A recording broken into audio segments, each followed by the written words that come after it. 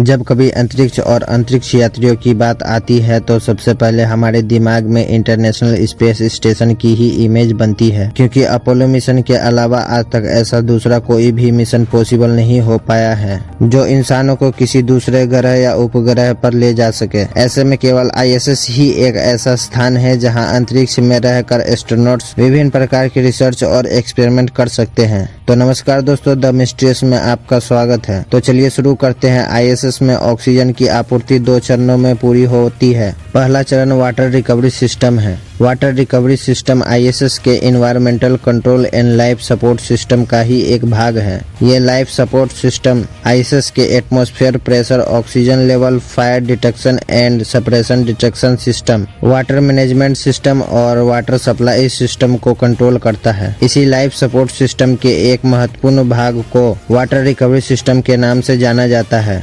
ISS के पास 2 water recovery system है। पहला वाटर रिकवरी सिस्टम ISS के जवेदा सर्विस मॉड्यूल में इंस्टॉल किया गया है। वहीं दूसरा वाटर रिकवरी सिस्टम नोड 3 के मॉड्यूल में इंस्टॉल किया गया है। वाटर रिकवरी सिस्टम एक ऐसा सिस्टम है जो ISS में यूज होने वाले पानी की हर बूंद को रिकवर करके उसे वापस काम में आने लायक बनाता है। इस वाटर रिकवरी सिस्टम में एक यूरिन प्रोसेसर असेंबलिंग और एक वाटर प्रोसेसर असेंबलिंग होती है, जो environmental control and life support system के 3 रैक्स में से 2 रैक्स में रखी हुई है। एस्ट्रोनॉट्स के यूरिन को यूरिन प्रोसेसर असेंबलिंग में स्टोर किया जाता है, जबकि उनके द्वारा सिंक, शॉवर और कपड़े धोने में यूज किए गए पानी को वाटर रिकवरी सिस्टम के द्वारा इकट्ठा करके वाटर प्रोसेसर असेंबलिंग में भेज दिया जाता है। इसके अलावा वाटर रिकवरी सिस्टम ISS के एटमॉस्फेयर में मौजूद जलवाष्प को भी इकट्ठा करके इसे वाटर प्रोसेसर असेंबलिंग में ट्रांसफर कर देता है। इस तरह ISS में एस्ट्रोनॉट्स के यूरिन को छोड़ के सभी काम में आने वाले वाटर को कलेक्ट करके डायरेक्ट वाटर प्रोसेसर असेंबलिंग में भेज दिया जाता है। वहीं एस्ट्रोनॉट्स के यूरिन में से यूरिन प्रोसेसर असेंबलिंग के द्वारा पानी को अलग कर दिया जाता है। इसके बाद यूरिन से अलग किए गए पानी को दूसरे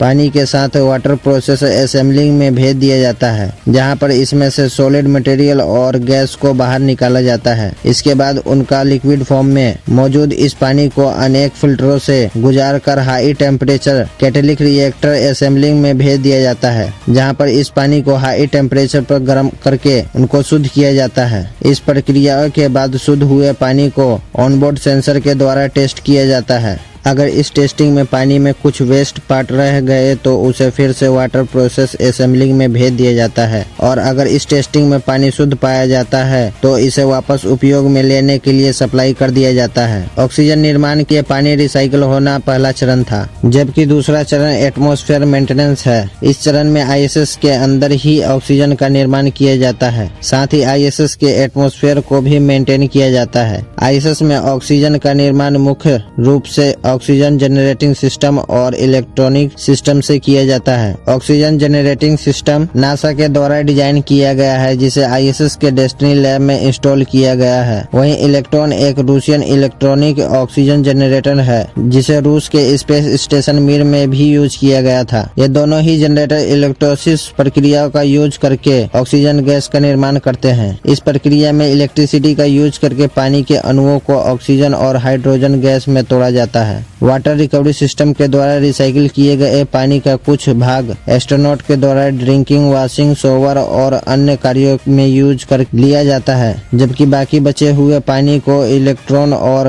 OGS यूनिट में भेज दिया जाता है, जहां इलेक्ट्रिसिटी का यूज करके इस पानी के अणुओं को ऑक्सीजन और हाइड्रोजन गैस में तोड़ दिया जाता है। इस प्रक्रिया में बनी ऑक्सीजन गैस को प्रेशर टैंक में स्टोर कर लिया जाता है, जिसे जरूरत के हिसाब से केबिन में एक निश्चित अनुपात में छोड़ा जाता है। तो इस तरह रिसाइकिल चक्र के द्वारा पानी को ऑक्सीजन में, ऑक्सीजन को CO2 में और फिर वापस CO2 को पानी में बदला जाता है। इस सारी प्रोसेस में प्रतिदिन लगभग 2 से 3 किलोग्राम तक ऑक्सीजन का निर्माण होता है, जबकि नासा के अनुसार एक दिन में एक व्यक्ति लगभग 0.84 किलोग्राम ऑक्सीजन का यूज कर लेता है। ISS में हर समय कम से कम 3 अंतरिक्ष यात्री रहते हैं। ऐसे में हर दिन के लिए कम से कम 2.5 किलोग्राम ऑक्सीजन की जरूरत होती है, जिसमें से कुछ ऑक्सीजन रिसाइकिल प्रोसेस के द्वारा पूरी हो जाती है और बाकी बची हुई ऑक्सीजन की आपूर्ति रीसप्लाई मिशन के जरिए समय समय पर की जाती है। जब भी आईएसएस पर कोई रीसप्लाई मिशन भेजा जाता है तो उसमें आईएसएस के डिमांड के अकॉर्डिंग भोजन, पानी, ऑक्सीजन और नाइट्रोजन गैस भेजी जाती है। इस तरह पृथ्वी से भेजी गई ऑक्सीजन गैस को एयरलॉक्स मॉड्यूल के बाहर की तरफ से प्रेशर टैंक में स्टोर कर दिया जाता है। इसी तरह नाइट्रोजन गैस को भी दूसरे प्रेशर टैंक में स्टोर कर दिया जाता है। इस नाइट्रोजन गैस का उपयोग एयर रेविलाइजेशन सिस्टम की मदद से आईएसएस में पृथ्वी जैसा एटमॉस्फेयर और प्रेशर क्रिएट करने में किया जाता है।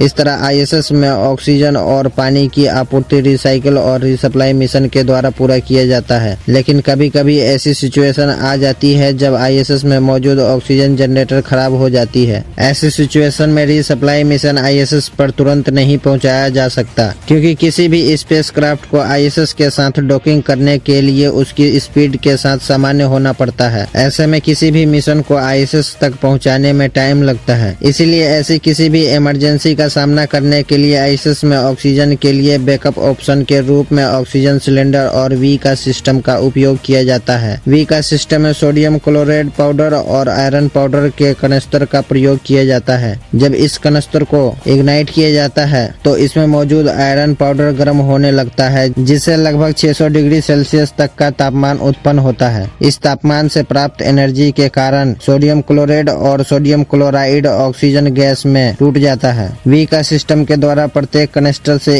एक क्रू मेंबर के लिए एक दिन की ऑक्सीजन गैस उपलब्ध हो जाती है। लेकिन आईएसएस पर 600 डिग्री सेल्सियस तक का तापमान क्रिएट करना खतरनाक हो सकता है। वी का कनेक्टर के हाई टेम्परेचर की वजह से एक ऐसा ही हादसा रूस के स्पेस स्टेशन मिर के साथ 1997 को हो चुका है, जब एक वी का कनेक्टर में हाई टेम्परेचर की वजह से आग लग गई थी। इसके अलावा वी का सिस्टम में यूज किए जाने वाले कनेक्टर भी पृथ्वी से सप्लाई करने पड़ते हैं, जिनको आईएसएस तक पहुंचाने की कॉस्ट लगभग $10,000 प्रति किलोग्राम तक आती है। ऐसे में वी का सिस्टम ऑक्सीजन निर्माण का एक महंगा और खतरनाक साधन है। यही कारण है कि इस सिस्टम को बैकअप ऑप्शन के रूप में यूज किया जाता है। इस तरह से आईएसएस में ऑक्सीजन की आपूर्ति electron oxygen generator system, resupply mission और बैकअप ऑप्शन वी का के जरिए संपन्न हो पाती है। तो आज के लिए इतना ही। अगर आपको यह वीडियो पसंद आई हो तो लाइक करें और अगर आप नए हैं तो द मिस्ट्रीज को सब्सक्राइब कर लें। मिलते हैं नेक्स्ट वीडियो में। Take care.